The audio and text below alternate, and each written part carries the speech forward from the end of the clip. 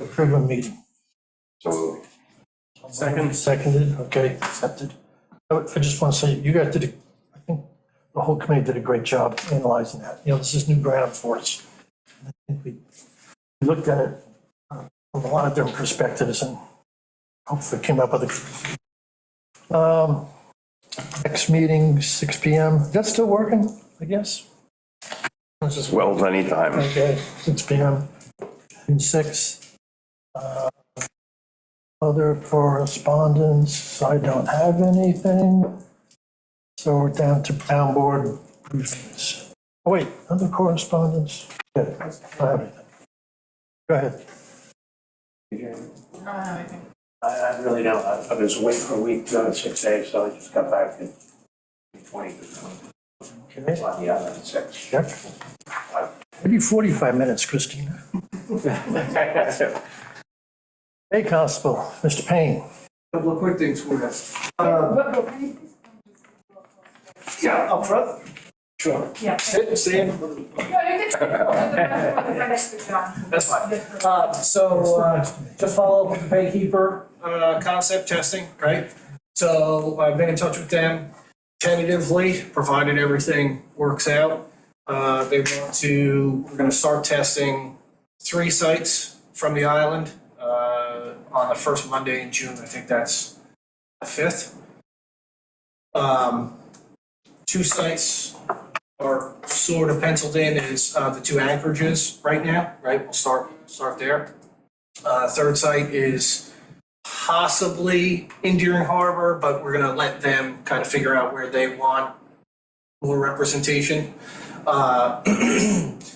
Loosely, is structured, one of us, meaning staff, Marine Patrol, will collect the samples on, I believe it's a Monday morning, and then we will coordinate with their group of volunteers to get the samples where they need to go by the time they need to be there. So we're just making it happen. Great. As you recall from the last meeting, I think it was, pretty sure she discussed it, Alexa, it's $500 per site for the year. That gets you 26 sample days or samples from each site, which is obviously more than enough for that particular, or this 6-month period that we'll be in. So we need to allocate $1,500 from somewhere. My proposal would be, and I don't know who does this, but my proposal would be to take that from Waterways Management, right? Like, there's some money somewhere, so I don't know, John, if that's you ask for a resolution for that or how it works. I talked loosely with them, just saying like maybe we need an MOU or MOA just to explain what the expectation is, right? We're gonna do this and so on, so they said that's no problem. Handle that tomorrow with Amber. Yeah, so, Typically, isn't my bailiwick, because I'm not involved in the budget process. right, Well, when you mentioned an MOU, did they know what that was? yeah, they said, she said she hadn't specifically done one, Right. but she figured Peter probably had, he wasn't on the same Okay. phone call. But it's not a complicated thing, I mean, No, it's we not. do this. Yeah. So I told her, I'm sure I can work with Steven and we can draft something up quick and.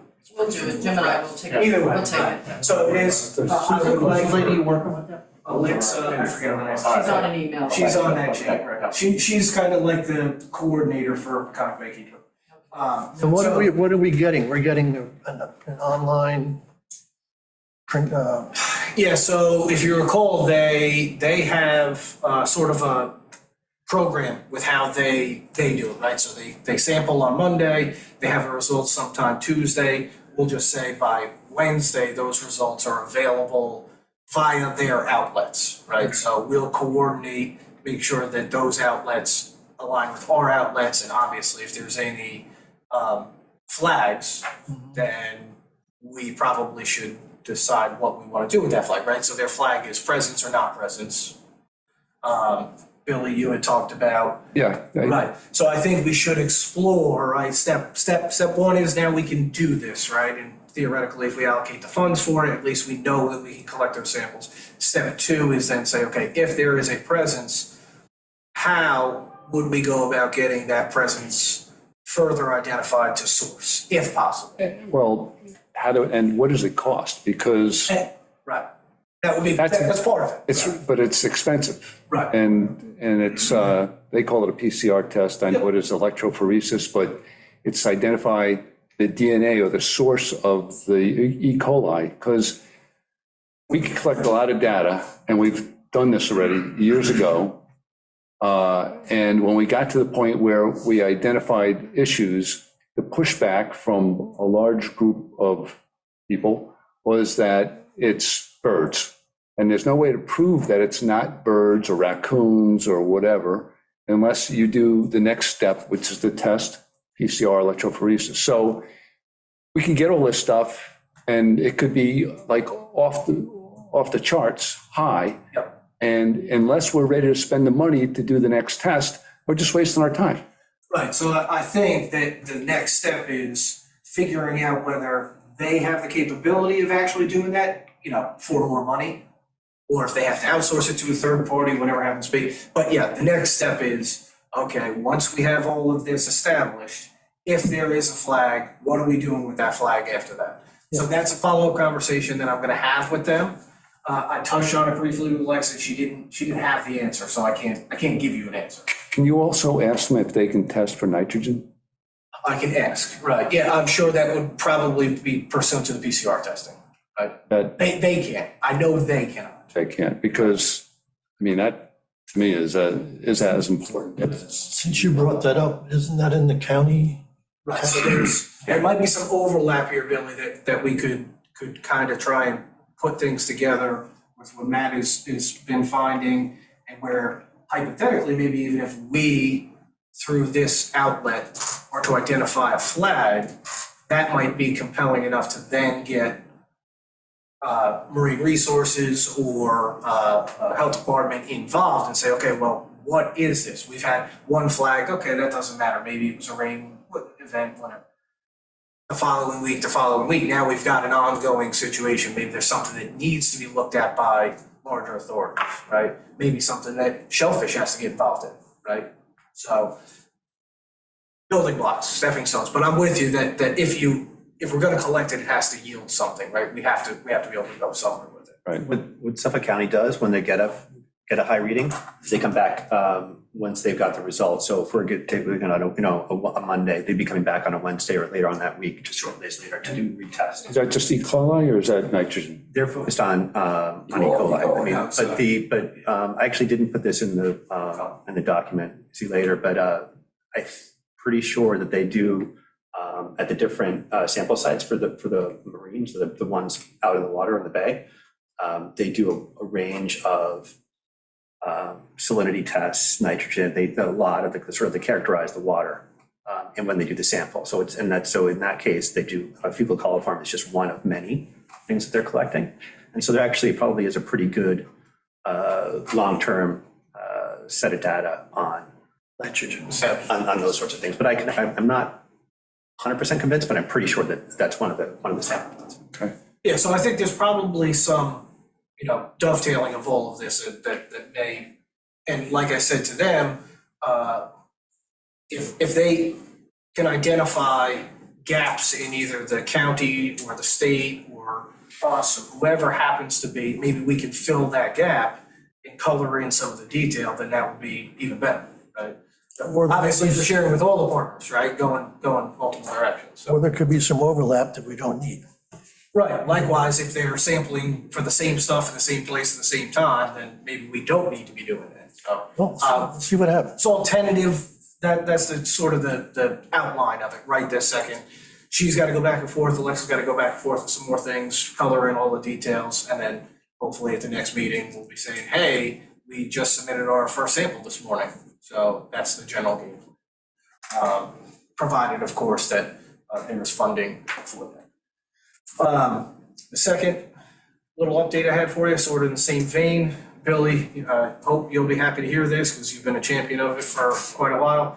We have tentatively in-house scheduled no fewer than 2 MSD inspections in each of the anchorages each month from moving forward. So probably the end of May moving forward. So we're going to try to make a concerted effort to be more direct in that approach. Because it's been Great. something that's ongoing. There's obviously things coming down from the FDA that's related to all that as well. I mentioned that last time with regard to shellfish. So we want to be a little more proactive in that this year and try and maybe get out ahead of whatever regulations they might be pushing down, and obviously maybe answer some questions in here that keep coming up. So we heard we hear you, that that's a concern, and we're gonna try to work harder That's towards it. great news, actually. That's good. It's Really, great. really good news. I think it sends a message out, if you're doing it regularly, ongoing. Yeah, that's the plan, hopefully, People will be a little bit more cognizant of doing the right thing. Yeah, sometimes just the presence and the awareness of it is more of an enforcement tool than anything else. What's your goal? You're doing it twice? So we're gonna right now, we're shooting for twice a month, which would be June, July, August, at least, right? So that's the current strategy. Seeing it happen. Two questions, Bo. One, what's an MOU? Memorandum of understanding. Okay, Right. thanks. Right. And the other one was, do we have any handle on, typically the last couple of years and the end of August and beginning of September, we've had some pretty nasty looking red tides coming down West Neck and all the way at the head. Is that render the water unswimmable? Do we know anything about it? So I can't answer that. Answer if I any. can't answer that for sure. I know obviously the health department generally monitors harmful algal blooms, HABs, right? They'll put out various warnings or closures related to that. I can't say with any degree of certainty that they monitor that in that area. I think generally that is more, and maybe Matt, you could speak to them, but I think it's generally more of a freshwater type concept when it comes to specifically harmful algae. But I, obviously your letter to, or the town's letter to the county regarding dredging certainly addresses that as a concern. I think that overall that needs probably to become a larger priority for the town, this group, whatever, because anybody who is involved in the West Neck complex, right, the entire West Neck complex, if you don't know that there's a major issue going on there, then you're not on that water. Like, it's just there's a problem there with that. So what happens in Cockles Harbor is one side of my dock can look like coffee, and you go 5 feet over here and it looks like the Caribbean. It's the oddest thing. And 2 hours later, you walk out the dock and everything's gone. So there must be some criteria that generates this, and then when that criteria goes away, that stuff just, Yeah, I don't know, it dies off. complicated. You get the heat, nitrogen, sunlight, and you just get a bloom. That's why it's called the bloom. Explodes. And a lot of times they are so intense that they basically kill themselves. They just die off because there's not enough food or whatever there for them, and they'll just crash. Yeah. But it's the few, well, not the few, every time I've seen it, I call the guys over at Cornell, and they're great because they'll go out, they'll sample, and each time it hasn't been a toxic red algae, it's just been a red algae. I mean, there's a whole list of species, but Which ironically, then it dies and contributes more nitrogen to cause the cycle to continue. Go around. exactly. What else? The last thing was you had requested, the chairman had requested that I try to update you all on the number of canceled mooring applications monthly now. Yeah. So in the month ended March 31st, there was 4 cancellations in that period of time. Those, with the exception of 1, 3 of those were canceled by us, the town. They were exceptionally outstanding expired applications, so we just moved them into a canceled status. And 1 was canceled by the applicant. I don't know what the reason was, but in that same period of time, obviously, we have approved a number of moorings. They're not all into the system yet, so I don't actually have that exact number. But since the beginning of the year, there's also been about 90 renewals that have gone through as well. So we're definitely in a net increase, I would say, in the overall number, but still holding around that 784, 780 number. you know, right I there. appreciate that. That's huge for us to know that. And I actually asked them, on Moorings if there was a way that we could generate a function. They have a report function on the website. So I asked them if we could actually just create a simple template that anybody, any one of you guys could go and just click, like generate a, you know, status report for the month or whatever you wanted to call it. So we'll see what they have to say about that. My guess is yes, it's probably not gonna go. Thank you for remembering that. That's all I got. Great, thank you. All right, my turn. This isn't really part of the WMAC, but it's on the water. We had a meeting this morning with the North Ferry Company. It was very interesting. In addition to the rate increases, my concern was the lines, because from my company trying to get, probably other companies, trying to get help over here, subcontractors and whatnot, I'm having to wait in line in the morning for an hour or more is untenable. Will affect my customers too. If the oil filing guys trying to get here. But this, talking to Bridgeford, there's no solution to it. If they have 4 boats, that's all they have. And The problem with it is, and this was addressed back when they had the small boats and they wanted to get bigger boats. And I said, you know, what's going to happen is, you know, people will wait a certain amount of time on a line. No, and you can get the bigger boats and the line's going to move faster. Well, okay.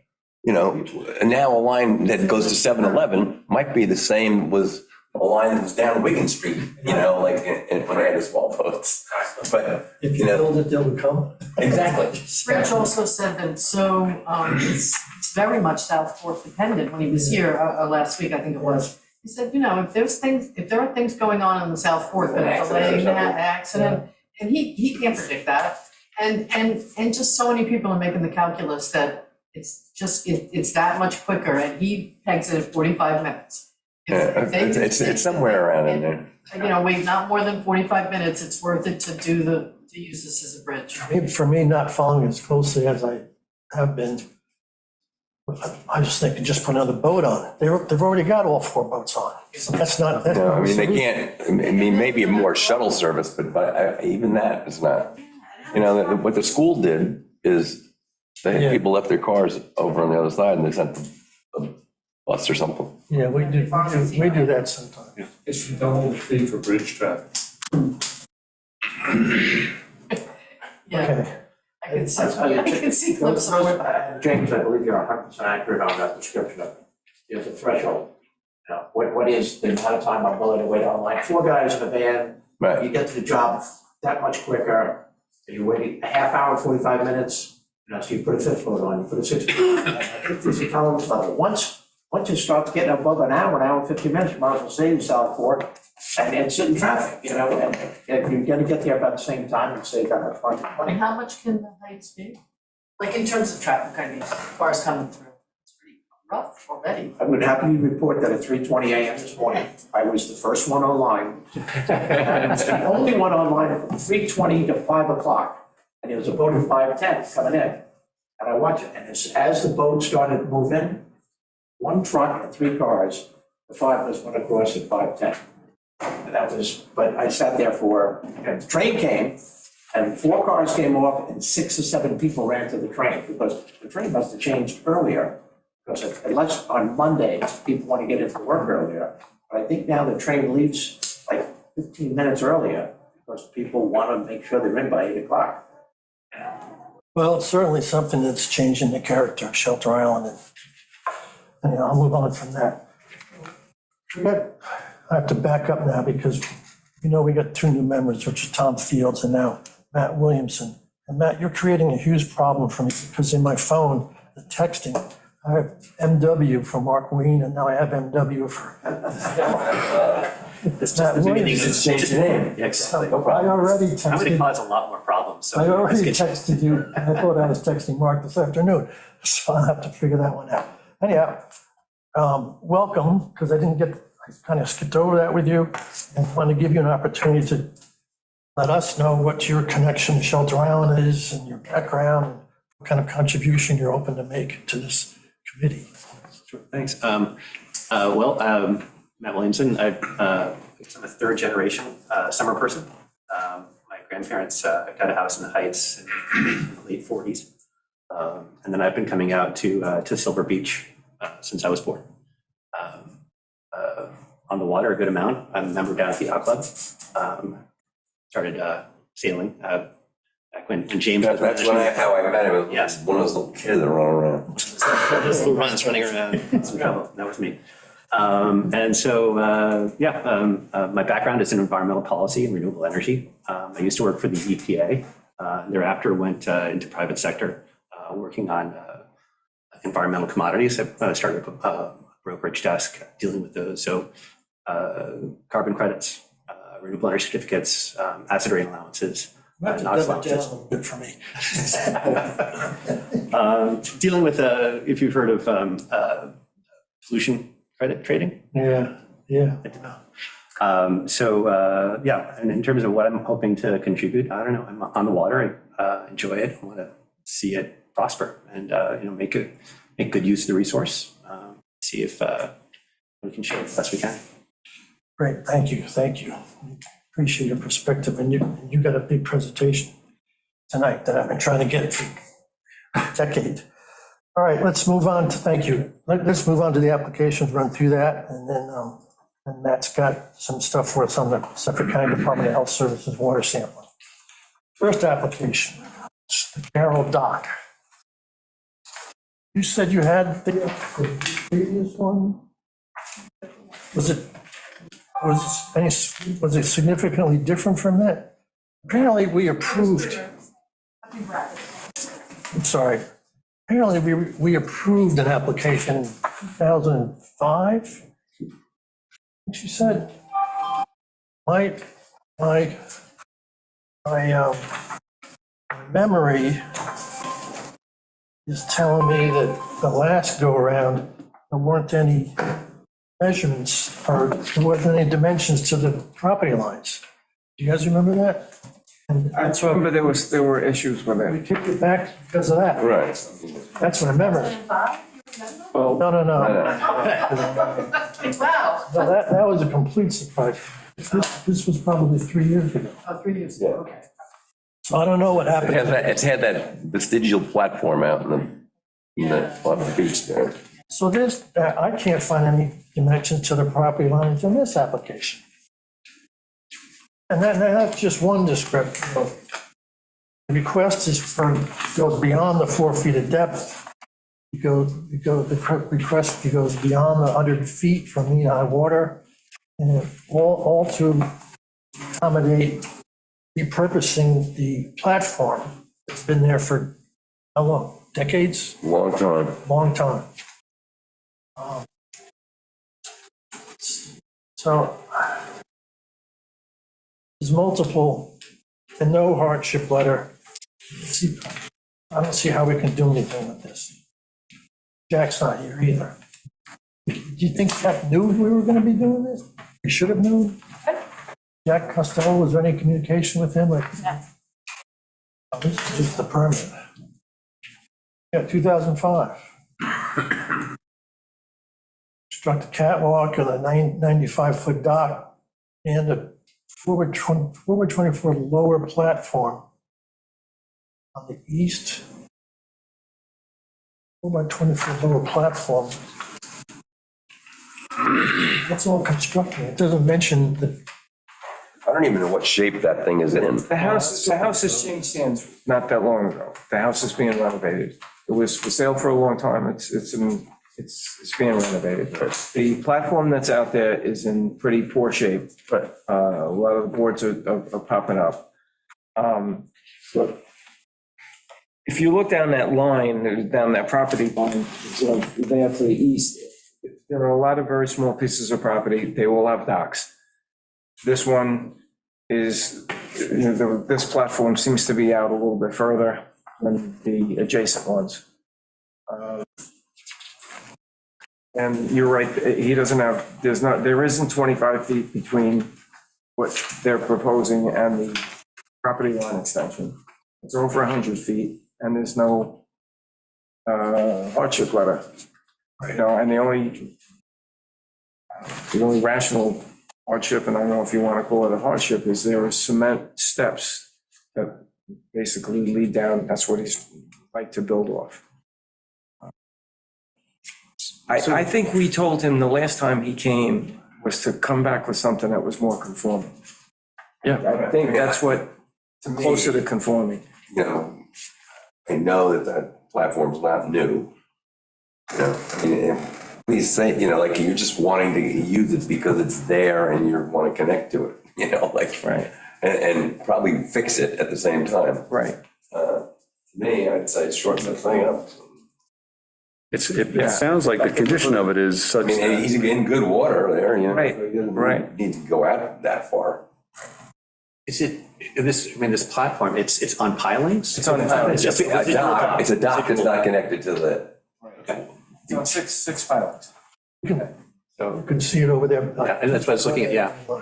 Whose house? So it's not a floating dock, it's on pilings. It's, right, Fixed, yeah. fixed. I got a question, real quick, guys. Apparently this permit, the original permit was for, 2005, was the date on the permit. Why was the dock never completed? It's a previous owner, so we can't speak to that. Oh, okay, because it doesn't look like there was ever a dock connected to the platform that's there now. no. I don't understand that myself. Tom Field. Yeah. Tom. Hey, Tom. I didn't know it was the first. Sorry, I joined late. God's No. Yeah, I just didn't understand why that was never a completed dock. I didn't understand that this has been curious to me for a while now. Well, if I had to guess, the previous owner had plans and then he sold the place or moved on, or I don't know what his motivation was, but he never followed through with them. And then the Carol's the new owner and they want to do something. Have you guys ever noticed a boat out there, like attached to it? Maybe. I can't. I've never seen anything on it. There's a dinghy on property, I mean, you know, that. Yeah. Just one. So there's a number of issues with that. And to me, it's just not the survey for me. Plus I'm the back to the angles of all the other docks are I'm back to the sort of messed 4 up foot there. depth and the 100-foot length. And the fact that there's deteriorated platform there doesn't sway me at all. Yeah, I mean, it's, even if it's, I don't know how much of it needs to be repaired. He said it needs to be repaired, but it, you know, in kind, in place, it doesn't even get in under that. It needs a lot of work. Where this is You going? identify the question, Sean, and just forward it back to Costello to him to address 5 or 6 major concerns. Yeah. All right, now we're in the moorings. Here's He's got big handwriting. This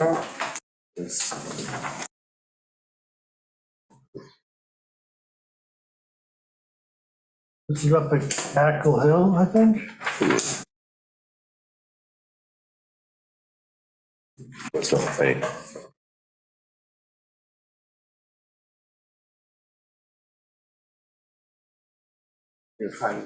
That's the pinpoint for it, Christine? That's the Highland Shores dock. The community there? Yeah. How come your pinpoint's different from his pinpoint? 066097. 66. Yeah. 06627. Yeah, his pinpoint is in between 3548 and 3629. So he's got a different lat long coordinates for his pinpoint on the map versus what's written on the application. I think we just need to change, you guys got the map, right? His map? Yeah. Yeah, If we change his map is a better location than what's on the application coordinates to his pinpoint, there we are. That's the way I'm looking at it. Longitude looks right, but the latitude's off, right?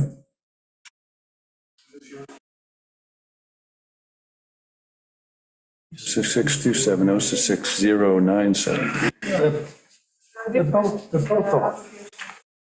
They're both Why don't you put the hand in the middle between Yeah, they are. the ones? See what that is. You got it on. You got it on, you got it right here. Okay, are those the right coordinates? Why don't we put the hand in right where the pin is on there and just see if that's, okay. Yeah, no, there are different coordinates on the map.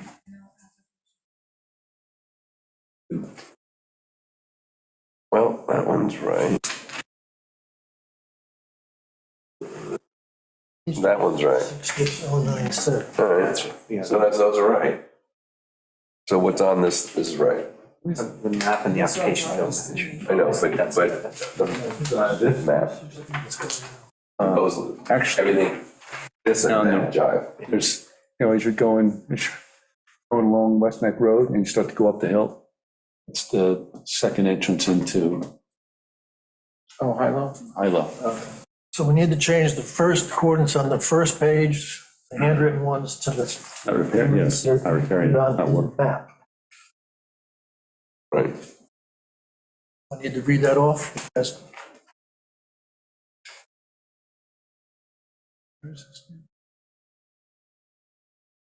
you gonna take this to the town clerk, Christina? Okay.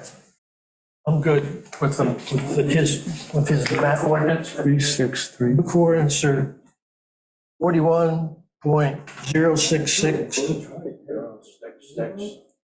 097. How big a boat is it? 26 feet. 26? Yes.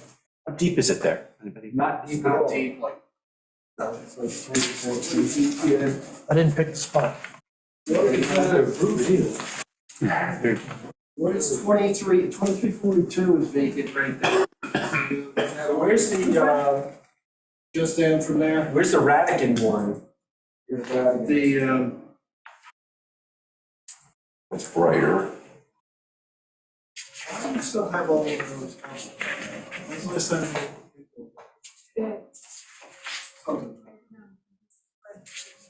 Something can't be right. You got Minigan and Bevilacqua are right in there. In that general area. I mean, I would. That's a pretty good spot, 2342. For a 26-foot boat. Does it have a draft? 3 foot. 3 feet. It's probably, it looks like it's an IO, it's probably, Yeah. Right. it doesn't need 3 feet.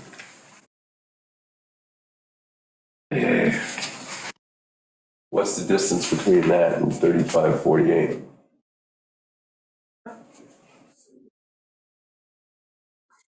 Is that? Yeah. Between that one and the pin.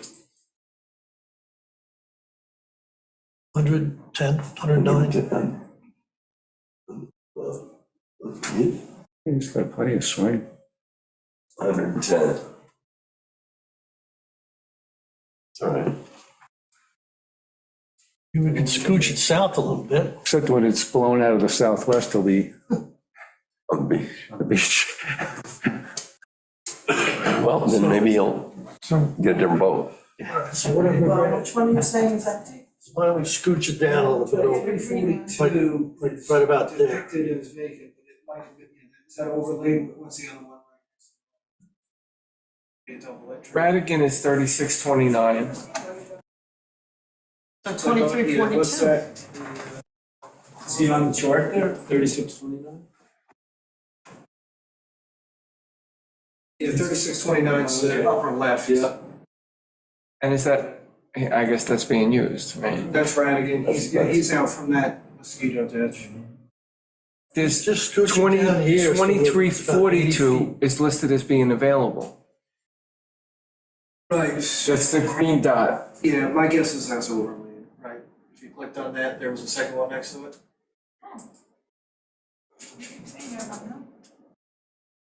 But it comes up as two? Two 2342s? Yeah, it goes. Oh, you have two everywhere. layers, you Yeah. have two layers on, that's why, okay, that's what I was getting. Okay, so 2342 Was that, the spot that they just gave to, how was the kid's name?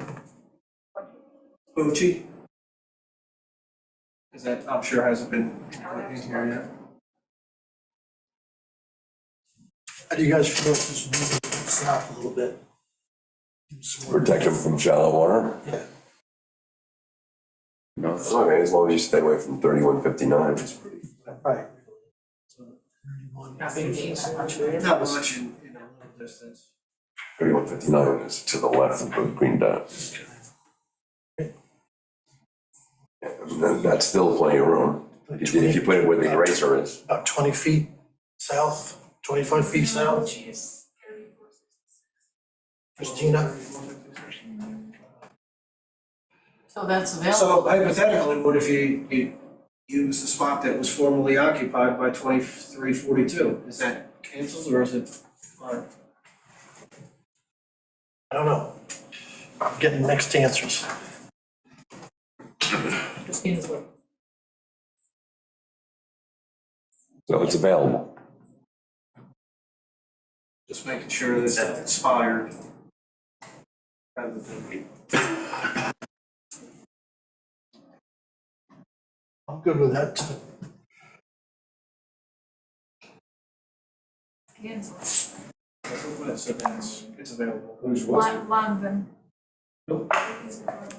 Langdon, oh, didn't you apply for a spot that was formerly Langdon last month? Who was that other person? Who was your client? Was it Vince and then, Yes. So it hasn't been updated. 223, yeah, that's it. Okay, so that's not actually, because it's already, you guys have already reassigned that to. Right. That's why you're here. So do what John said, is move it a little to the west, I guess. south. South. South. Yeah.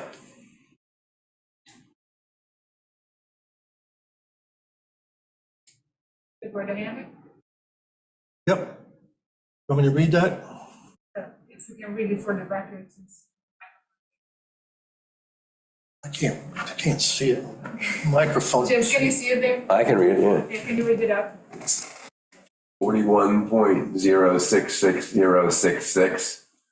Wow, a lot of sixes in that. Yeah, like that's a lucky number. 72.363533.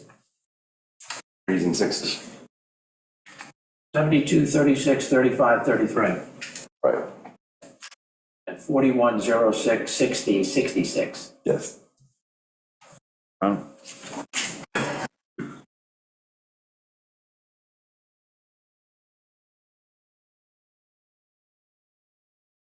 single engine boat or twin?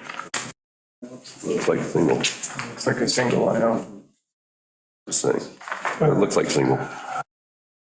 Want me to call them up and let them know? Contractor's not here.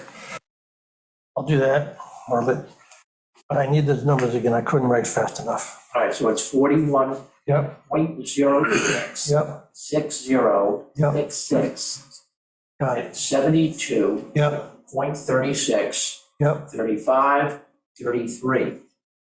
got it. Paul, I'll either call Jax or himself. Okay, great. Oh, I'm in favor. James? Matt? Yep. Yes. Thank you. 6-5-0-3-4-5-0. Next, Hogan. We took our advice. Beg your pardon? He took our advice Going for a walk. instead of putting another boat on the dock.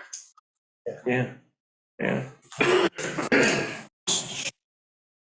Oh, I think this would be his third mooring. Yeah, there's one in West Tank. There's one in West Neck and there's one in Cockles Harbor. That's right.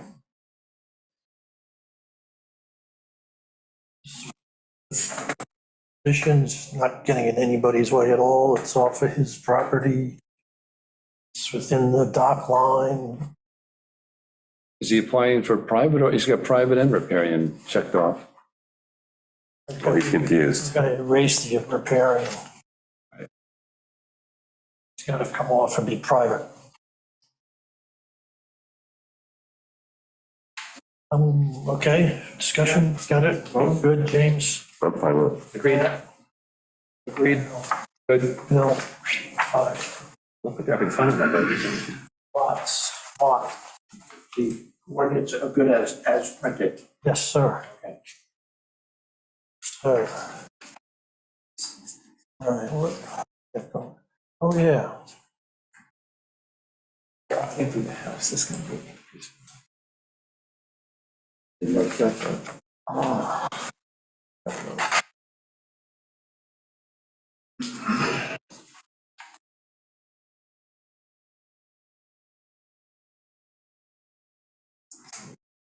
What's where the hand, oh, no, you got Where the the pin pin right is. there, yeah. 9 grand?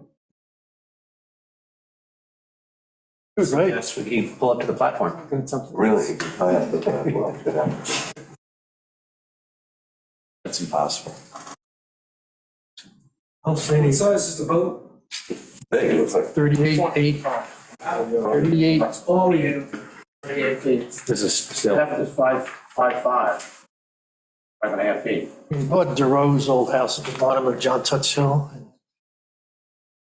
It's not easy getting in and out of there without running the ground. I think he's got a wing keel. Not positive.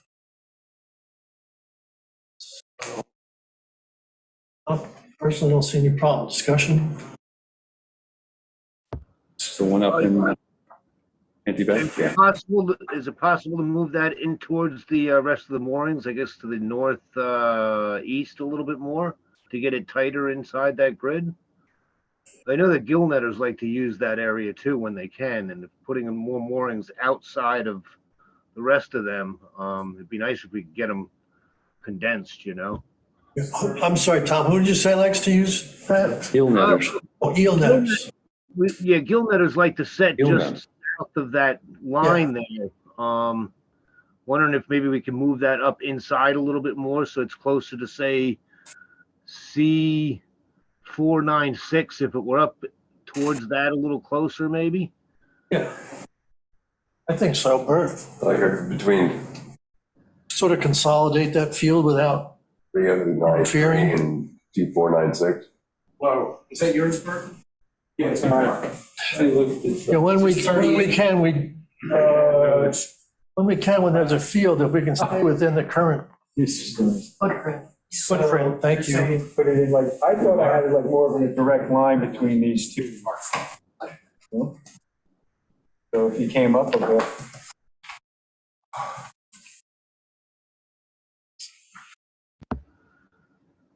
Yeah, that would be much better. You can see Tom, you can see the map? Yes, actually I can, John. Which one are we on? So move it like between those. Lots. What? 2496 and what? Oh, between these two. Yeah. Well, I was thinking more to the west, yeah, I mean, east, I'm sorry, yeah, that's it, yep. Between, don't move. I was thinking like That hand. in here, right there. Hand's good. Yeah, I like that a lot better. Yeah. Can you live with that, Bert? Yeah, what's the, I'd like a little space over here, but, so, maybe like right over there. It's like a couple of fingers, that one. Which way? Like two? East or west? That would be to the, West. west, yeah. The tad to the left, to the west. That's good, that's a 10. That one. Oh, now you're closer. Too many fingers. He's got it, likes to sail into his mooring, so as long as there's some room to sail into it. Should be okay there. Is that good, guys?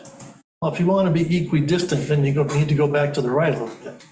A scooch, maybe. A scooch. Scooch. I like that, a scooch. That's probably a. Scooch. I like that term, little scooch.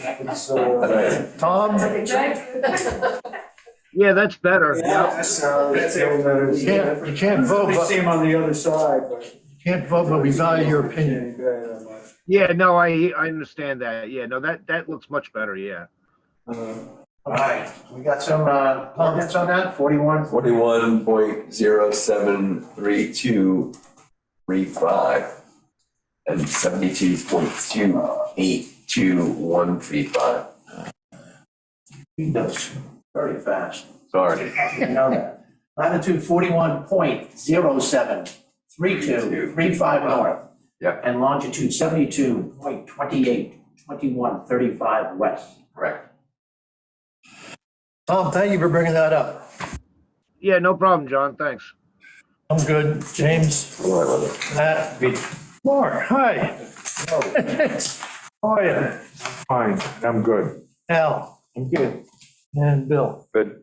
Bada boom, bada boom. All right. Thank you. That takes care of the applications. Matt, you're on, man. Okay. All right, well, real quick, Christina, can you bring up that, yeah, awesome.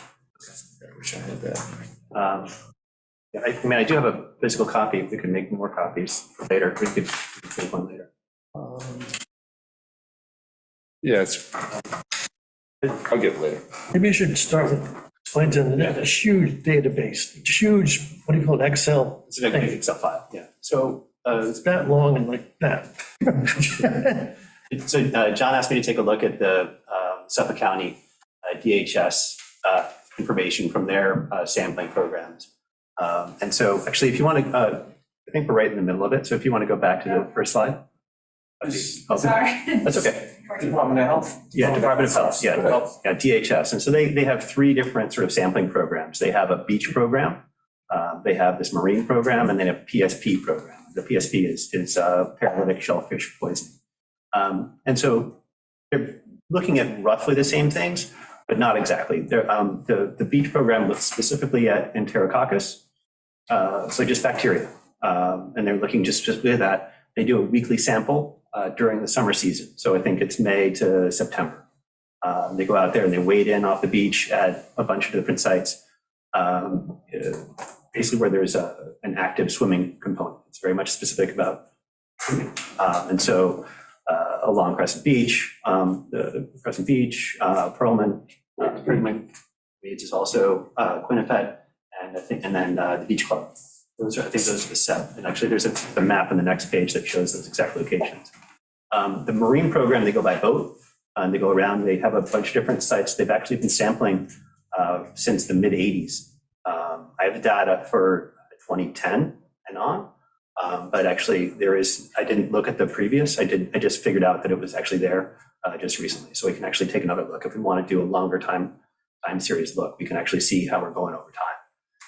But I just looked at 2010 and on, because that's originally what I got from Suffolk County. The marine program, they look at, we were talking about earlier, they do a much broader range of indicators. So they're like trying to characterize the water more broadly. One of those is fecal coliform. And I focus on that, but actually, Bill, to your point, I could go back and take another look at, what are the other sort of indicators in terms of what's in the water. But I really focused, when I was looking at it, on fecal coliform. It's somewhat analogous to the Enterococcus. And then the PSP, it's actually, they're not looking at it for the purpose of the fecal coliform, but for looking at the shellfish health. But they actually also collect a bunch of the same information that they collect for the marine program. So it's actually a decent add-on to that database. Unfortunately, as far as I can tell, they only have data for that PSP between 2016 and 2018. So it's actually really short. You'll see later that actually some of those sites, and they're generally speaking much closer to shore. Actually, want to go to the next page? Generated because they're going to report of somebody having a reaction.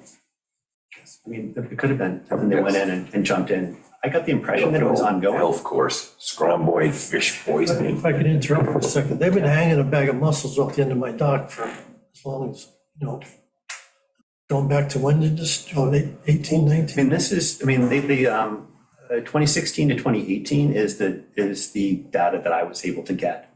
I kind of thought that there was more, Yes, there has to be. but I was not able to get it. And so that's another sort of follow-up question. I'll go back and see, hey, what else is out there? Because, I mean, they're the one hanging off your dock and then over here in West Neck Creek, similar, they're really, much closer to shore, and they do end up having, I think partially because they're closer to shore, they tend to have more bacteria. One of my staff members is friends with the sampling guy, and he's, every couple of weeks, he said, oh, my buddy was just here doing the mussel thing. I said, I know what's going on. So it's going off into it's going off into the ether, because I didn't have it, so. So you can see here, so I made this map because the map that Suffolk County was actually generating indicated two sites that actually I talked about when I put this map up, or a map related to this last time, that caused me a lot of issues because it actually was showing two sites that were misplaced on the chart. And so and they're actually from Sag Harbor. And they were showing, there were actually a lot of the higher level samples, actually. So not our problem. They're Sag Harbor. So that caused a little bit of concern. So I made this new map. It shows basically that the reds are the bay, the blues are the beach sampling, and then the yellows are this PSP. Want to go to the next slide? So the beach, broadly speaking, the water quality is pretty good. That's what Suffolk County was telling me. And looking at this, this is a table of the different exceedances and where the level of the bacteria was high. And so the reporting level is 104 colony forming units per unit of water. And what you can see, I sort of broke it out by each individual beach location and the year and sort of the exceedance. And there's, if you look at it really close and really sort of beat it over the head, it's rising again recently. There was a bit of a dip in 2013 and 14. But overall, it's coming up a little bit. But it's tough to tell because these things are so rare. It happens like, here down in the context, the total samples, you can see that, there are 100 samples, and that even last year, only 6 came up as being over the limit. So it's really tough to get a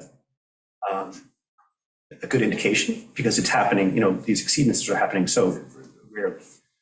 So I did put up sort of greater than the 25% standard to say, look, it's not above the level, but it's something it's showing as detectable levels. And you can sort of see that same trend is there, where it's going up above into the double digits in 2018 or so, 2019. And so that, to me, that's more of an indicator of, okay, this is not just, it's a little bit more than random in the sense that you're seeing that a larger number of samples are showing as being a detectable level as opposed to being not detectable, which again is most of them. Again, when they come back and they find above 104, they come back the next day or two to retest. And one of the reasons why we haven't had any beach warnings on Shelter Island, one of the reasons is even when we do have the exceedances, they come back and retest and they see no problem, and they only really issue a warning when it's an ongoing issue. What's the standard? The standard is 104 CFU per. Okay. So I've selected the data here for just, so these numbers here are just those that are above the standard, it's not a standard to aim for. It's where it's sort of reporting, it triggers action. Like if they have it above this level over time, they'll issue a beach warning and close the beach. But so in 2018, they had 4 total over 104, right? Yes, agreed, yep. But there's down below, it says 11. That's greater than 25% of the standard. So that's basically over 20, 26. So, if the sample reading is 105. A quarter of the, okay, got it. Yeah, Got sorry, that's unclear. I can't really see it in any detail from here. Okay, Is there sorry. any sense that the closer you are to the Heights plant, the more high readings you get, or no? No, Okay. you don't see that actually. Okay, that's great It's news. just the opposite, right? Yeah, it's really It's the opposite. Great, that's good. No, yeah, Well, the current is so great there, it just takes it, either east or west, so it's. Certainly have enough monitoring right along that stretch. Yeah. yeah. what I was, it's the next, yeah, so if you go to the next slide, and of course, this is really going to help you, BJ, but this is more details of, basically, I listed out all the different exceedances that over time. And so if you wanted to, the specific date that took place, I added in, I sort of did a little data, another data sort of search and pulled up rainfall information for the dates on which and I tried to, it was a little bit of a kludge, so there might be some issues, but broadly speaking, what I tried to do was to get rainfall from the day prior, the day of, because they don't actually say when they took the sample. So I was like, all right, so it wasn't raining or not beforehand, it might have contributed to the problem, but that might introduce some error into it. So take it with a grain of salt. But I just sort of showed that, sort of rainfall on those dates. And one of the things that I note here is that a couple of the locations had simultaneous, sort of a correlated overage. So they were over limit. So for instance, on August 15th, 2011, Quinnipiac and Pridwin both showed a high level. I would think that's the rainfall and nitrogen, I think, would be correlated much more highly than E. coli, because the E. coli's, unless it's washing bird stuff off a lawn, if it's E. coli is going to be coming out of a septic system, which the rainfall is not going to impact that as much as runoff. But I think one of the things they say is that it's dog poop on the street and goose poop and kind of on a field, and not actually being washed in. Right. So that's I think nitrogen as well. So there's through a sewage, but there's actually a surface shed that's washing in. That's also another factor. So that's the channel further away as far as right. And again, you see sort of in 2022, August 1st, you had 4 locations and all having an overage. And actually that really, I went back to Suffolk County. I was like, I don't understand this. They're all 240 all on the same day. Did you screw up your data? And they kind of hit me over the head and said, that's just the max number for the way that they report now. So they've changed their reporting mechanism over time. And so now it's max at 240. Once you hit 240, they say, okay, you got a problem. We're not going to follow it forward. And so you see, for instance, like there was a Quinnipiac had an 800 back in 2016, but you can't really compare because now they just stop at 240. So that's why those show all as the same result. That's interesting. So then you want to go to the next page, and here you're really going to squint, and I really don't expect you to see anything other than I'll tell you what you were kind of looking at, and the previous one. No. Okay, so yeah, I really don't expect you to be able to see anything on here. You can squint if you want. This is a correlation between the different sites. And if you really look at it closely, you can see a little bit that, say, Pridwin and Quinnipiac have a bit of correlation, but not a lot. What you really, what I sort of put this up here is partially to show you're not actually going to see a lot. If there was a high degree of correlation, you'd see diagonals, like clouds of points going out on this diagonal here, and you really don't see that. You see more of an L where all the data points are around the side.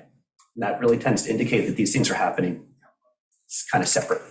It's like this is happening and that's happening, and they're not really happening at the same time. And so that shape of L versus like a diagonal line will really indicate the correlation. So if you really look at it closely, you see Pridwin and Quinnipiac. I was really expecting to see a lot more, because like some of those places that are so close, like Pridwin and Perlman. A little bit if you look really closely, maybe, but it's not as much as I expected. So it's really very much the problems, when they crop up, are very much local, is what it really says to me. It's like It's a very hilly area there. The second thing is they put $3.5 million in the ground, for a variety of things, mostly septic stuff, IA systems, and might see a nice change there because the amount of money that was invested, $15-60 million investment, of which 20% of it, or better, 6-7% of it, went underground. I mean, that'd be really good to see what happens in future, and that investment is the next page. Again, it's another bunch of tiny ones. And Pridwin is actually shows the most correlation with rainfall out of all the sites. which I thought was interesting. And you see, Beach Club, not really at all, and they're generally speaking quite low with Beach Club. Excuse me, are there catch basins at the bottom of that road next to the? Yeah, there are on the inshore side. There are. Sort of the one sort of takeaway, other takeaway was that at the really high levels, I mean, basically everything above 100 here is like, that's the 104 level. Right. It seems like it's not correlated with rainfall at all. There's a rainfall with the lower level stuff. It seems like the rainfall is more involved. And at the upper level, generally speaking, it seems like it's happening on not the rainy days, or if it is, it seems more happenstance. It's just chance that it's happening. Do you know what day of the week it's happening? Can you figure that out? Yeah. Because I would think that the Pridwin, if it, was a human cause, would be the day after the big barbecues. That seemed to have been their biggest day for a number of years. I looked at the samples, and for the most part, they're on Monday, which matches what Baykeeper's doing, but not completely. But they're all between Monday and Friday. Mostly Mondays, and then Tuesday, Wednesday, sort of like tailing off. So it's not any given day. So it's not a weekend, which is one of the things that I would be a takeaway is like, well, do we want to look at that? Do we think that testing on the weekends would tell us something different than testing on the When are they doing their testing? Baykeeper? No, Suffolk County. This is it's primarily Monday. Oh, it is? But it's, it does range through the week, but the majority of samples are Monday. Well, Monday's probably, it's gonna be is maybe even better accuracy than Saturday. Gives you time to. See if it's an ongoing problem. You want to go to the next page? So here I tried to look at sort of like when they were occurring through the year. And if you're not familiar with the box plot, it's basically it's a distribution, it's like the number of different samples out of 100%, basically. So here, this whisker here is the 95th percent. So like so 95% of the samples are actually below that. And the ones that are above that are the top 5% of samples. So what it's telling me here is that everything's zero for the most part. Everything's way down here at the bottom. And then these are the excursions that are here above this level. Those are the excursions. Those are the ones that we sort of saw in the previous chart. So this is just a distribution and then sort of when they're happening in the sort of given month. I look at it and say, I'm really looking mostly at the top of the whisker there. What's happening above 95%? Because everything below it is really, it's not that high. And those are the ones that are really, to me, significant. It gives you some confidence this is really what's happening, because and it's a little bit the months you'd expect, right? I did the same sort of thing by week to try to see if maybe there was something popping up with the major holidays like Memorial Day and Labor Day, whatever. And maybe, the July 4th is like 27. Or the fireworks, whenever that is. Yeah, that's true. The next weekend. That's true, actually. The week 27, 28 is generally when the 4th of July happens. So you can see it is a bit elevated there. That whisker is kind of high, meaning that, again, so that's something to look at, that maybe there's something more there. And then again, in the fall, it's sort of, interestingly, it does seem to drop down in July, midweeks in July and midweeks in August. It's not as high as I would have expected. But again, part of the challenge with this data is that so many of the results are zero, that when it's not zero, it kind of screws with everything. So it's not a continuous variation. So it's tough to make inferences on. In September, looks like it's traditionally higher the rest of the months. Am I reading that right? Yeah, so here. Yeah. Yeah, so September is, or this one, so here's for the whole month. This is just broken out. This is weeks broken out. This is the aggregate of those, so like all that joined in. So it's a little bit lower. The colors are there. I should have just pulled them out of the chart, but pull my hair out. I don't have much. So I would pay more attention to the whisker. Yeah, And it is, it's hard to explain. yeah, why September? Yeah, It could be warm water, you know, that the things that are growing more quickly. You're gonna see more than I thought we were gonna see in May. I figured it would really ramp up, but it's, you still see some stuff there. We're usually close to drought conditions by September, you know? Usually, right? Yeah. Could that explain that? I don't know, yeah. I don't know. Right. So the next, so that's the beach program. I don't know if that's made anything that's helpful at all, or, you know, if any questions on that, I'm more than happy to. Wait, everything you just went over was Was just the beach program. all right. So the next page is the marine monitoring. This is the boats. This is out in the middle of the bays. There's this one, there weren't none of the samples were above the sort of reporting level. It's a different organism, you have a different level. And there's looking for like a slightly different thing, where it's a beach, they're really worried. I think there's a bit more slack in the marine monitoring. So the corresponding levels might be a little bit looser. But in any case, none of the samples for shelter island sites were above the reporting mark, none. So right there, and sort of the highest ones were about a third of that level. So again, gives you decent confidence that the water quality is pretty good. Let's see. They took, I mean, I think one thing sort of to point out again is it's sort of over here on the second to the rightmost column. They're talking about, I talked about sort of the percentage of the samples that actually had reading. It wasn't zero, basically. And the percentage is 1 to 3% for these sites. It's really low. Again, so it's like, so they're going in, they're sampling, they're finding nothing. They're going in, the sample, they find nothing. And that's the regular thing. So it's much more episodic that things actually do occur. There really aren't that many. So I put the PSP sites on here. So like the top is the marine sites. Those are the regular ones. Here, something slightly different is happening with the PSP sites that are the next sort of set of part of the table. And they're actually, again, it was a short period of time, but actually the proportion of samples that showed something was much more significant. It's like 25% of the time. They're going out, they're sampling, and they're finding some degree of organisms they're testing for. So to me, I'm looking at that, it's like, okay, that's interesting. I would want more data on that, because you're showing something. If you tested more, you might actually be able to see trends here. They just did it for a short period of time. They popped in, took some samples, and then that thing is done. I'm like, okay, that, you know, if you get more data on that sort of program, maybe maybe there's more. So it'd be helpful to know. But, you know, again, there's still a lot of samples, and it's still majority. Oh, so it's the final, this final portion of the table here. These are actually the Sag Harbor ones that were mistakenly attributed to Shelter Island.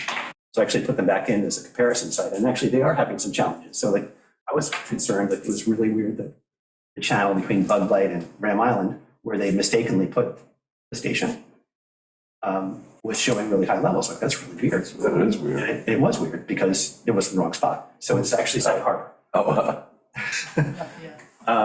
So they're, you know, they have just to, you know, these are one's the Sag Harbor, which is right inside the jetty, and then one that's sort of inside the bridge, just to give you sort of for comparison. And they're showing up 6% and 25% respectively of their samples are detectable. And so I'd say that's a meaningful difference between what we're seeing on Shelter Island's locations.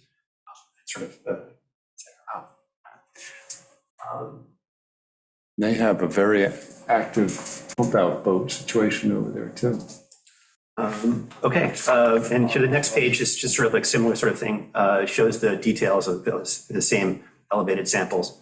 And I just sort of in the color, those are again sort of same day samples, you know, where different sites had an elevated level, or, you know, a reportable level, or one that came back on zero. Again, you know, these levels, even though they're, you know, this is just detectable. This is not the same as the other one, which was like, you know, was above that reportable level, because there wasn't any, so there's nothing to look at. But so these aren't, for the most part, the highest ones were 330, which is a third of that reportable level. So it's there, but it's not, it didn't seem that, it's not, I guess, for me. Basically, oh yeah, there was some degree of rainfall correlation as well. Not, not huge, but it's it's something to look into further. Actually, it seems like the signal was coming through a little bit more in this than it was in the beach, which I found strange. And so maybe it could be just a data artifact because there aren't that many samples or aren't as many samples. I don't know. But it wasn't also like this is happening every time it's raining either. So I guess the final, my general takeaway was that you want to go to the next slide. Yeah. It didn't seem that high to me. I think there were some. I think the baykeeper would really help, I guess, in sort of filling in some of those gaps. It's like Daring Harbor. There's one data point. We did one sample in 2017, and that's it. So there's no. Yeah, we have. Yeah.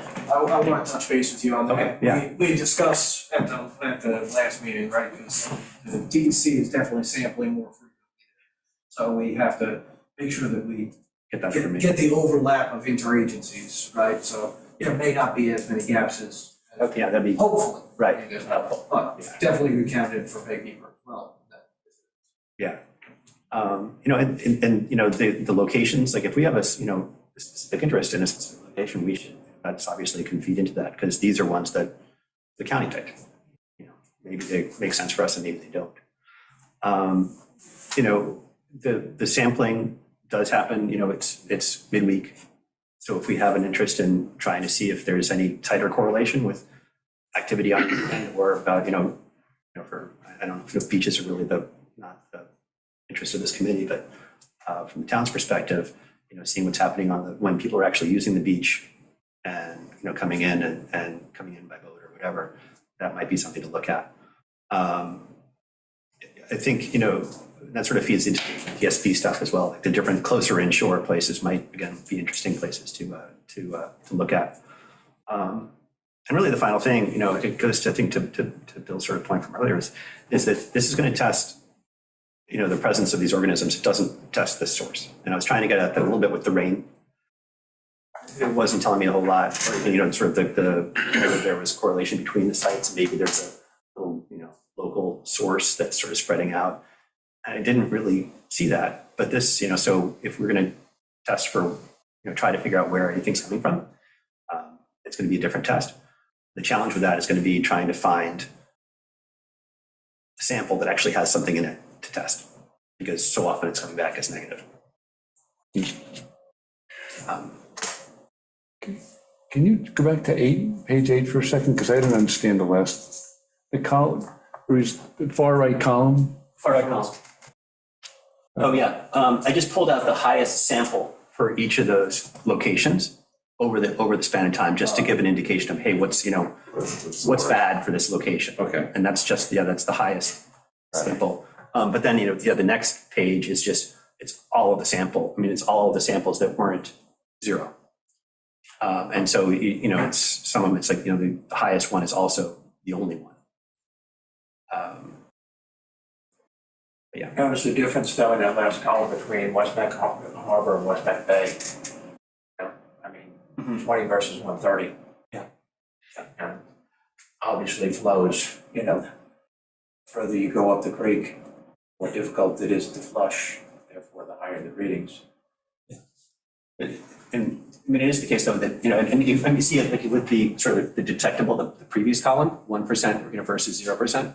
That's sort of, you're talking about just a sample basically, or two that actually where it's showing anything and the rest of them are zero. So it's like 0, 0, 0, 0, 0. And then, in the bay you have 130 and then out in the harbor you have 20. Okay, or 40, whatever it is.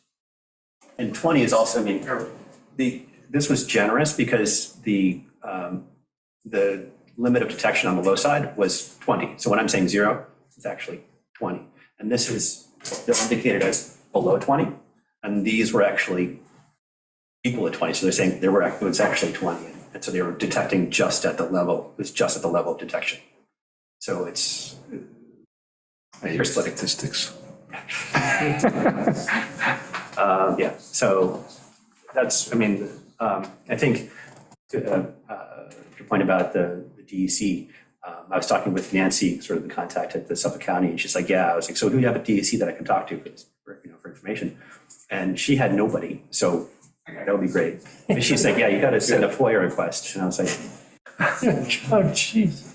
Somebody left working there. All I can say, Matt, nice job, excellent job on this. You know, and I think that what I hear from the whole committee is the data collection is very important, right, Bill? But then you see trends. You start to see trends over periods of time, which you always talk about, people here in tech. And then what people are really looking at is the source of, you know, where it's at, and remediation measures that will deal with that issue. So, yeah, a lot of data collection is going on now. We're starting to see trends over the course of 5 years, 10 years, 20 years. And then identifying the source and the causal effects of what causes this is paramount, because you can't remediate what you know is causing it, you know. So obviously, there's a progression here. And I think you're getting more resources from a variety of different people. I know PEP is now doing a lot of this stuff with Cornell, and they're doing a lot more sampling is out there, a lot more consistency, a lot more people that can interpret data correctly, you know, that are involved, people with PhDs that really specialize in this kind of research, you know. So I think we're heading in the right trend here. Matt, this is spectacular. You know, I'm so impressed. And, you know, all this data is out there, and this is the first time I've ever seen somebody correlate it, ever. Reams of it. I'm curious, how much time did you spend on this? I mean, it's been a decent amount of time. It was certainly more than I'd anticipated. If you're all new people, go through this. Is this the hazing? Is this all the hazing, or is there more? It was like, but yeah, it was, I mean, part of it was chasing down red herrings. Like trying to figure out, like that took like, you know, trying to figure out finally the Sag Harbor stuff was Sag Harbor. I'll admit I should have been able to figure it out sooner. But, you know, didn't. I sort of like took it as given, as okay, that's what it is. So that took some time. So yeah, it was my job. It's really interesting data though out of Sag Harbor. I mean, that's, those two samples, it's really strange. That right inside the breakwater is really high. And then up inside, on the other side of the bridge. It's not. I mean, it's higher, but yeah, it's interesting that it's that way. I mean, it could, you know, there's a lot more activity, I guess, from boat traffic. Yeah, that's it. I mean, it's packed. But, Hey, Matt, they have a sewage treatment plant that is right there. where's the outfall? Right there, right there. It's by the jetty? By the Breakwater Yacht Club, in between, So right, just east of, Right on Bay Street? on Bay Street, yeah. Did they run it out past the jetty? Do you know? It goes right there. that's Sag Harbor Sewer. Oh, wow. So, you know, that takes all of Main Street, yeah, all right. and all those businesses, and they treat it there, and that's where it goes. But it must be, it's gotta be like a tertiary plant. I Oh, mean, it's a serious one, yeah. No, they've got spinners and, Wow. it doesn't, you barely notice it. yeah, I mean, You do want to. It's occasionally, right? Yeah, right. I mean, it's, I'm happy to take a look. I mean, I'll go back and take a look. I can send around the other things that they sample, like the other aspects of the whole sampling thing. And so you can have take a look at the other things that they have. You know, they have salinity. I mean, I think to the point of the algae blooms, they also have something they call like, I don't know how to pronounce it, Secchi. Secchi They do that, and they do that all the time. turbidity. Clarity. So you might be able to tell something from that. But, you know, I think they also have something on algae as well, one of the columns. But I take a look and. These wastewater treatment plants, you know, just like with the Heights, they meet the standard. But if you put that tertiary treatment in, it does substantially better job than the first two. It really lowers it significantly more. And the second step is like they did in Riverhead, they don't do it 24/7, is the water reuse. Can you take down, now after the tertiary treatment, in other words, now there's very, very little nitrogen in it, bring it to a golf course and use it on a golf course to green up fairways, great. It's not harming the aquifer, you're not recharging it back in deep into the aquifer. It's being soaked up by the grass and the shrubs right there at surface during the hottest part of the year. So it's during the high season when most people eat here. So it works out fantastic. But again, if we're serious about cleaning up the water, there's got to be more monies available to be able to upgrade these plants and to be able to execute, put stuff in the ground to take it from point A to point B. Now, that's something, if you're really serious about wanting to do this, make the money available, get it done. I just want to take another opportunity to say how impressed I am with what you did. All I did was call up and said, look, there's all this data. There's this woman named Nancy. I gave him his phone number, and then he took it and ran from there. You know, I didn't ask him to put it in any kind of table format. He did that all on his own. You know, it really helps us grasp what's really going on. All that visual. Excel spreadsheet. Matt, will this be available on the website? Are we going to put this presentation on that? SharePoint. Yeah, on SharePoint or something? Yeah, I sent it in to Christina. I just emailed it to you. Oh, thank you, you're the best. Right, two steps ahead of me. Any other discussion? Adjourn? Yes, sir. Motion? Good meeting. So moved. John. Second? Meeting adjourned.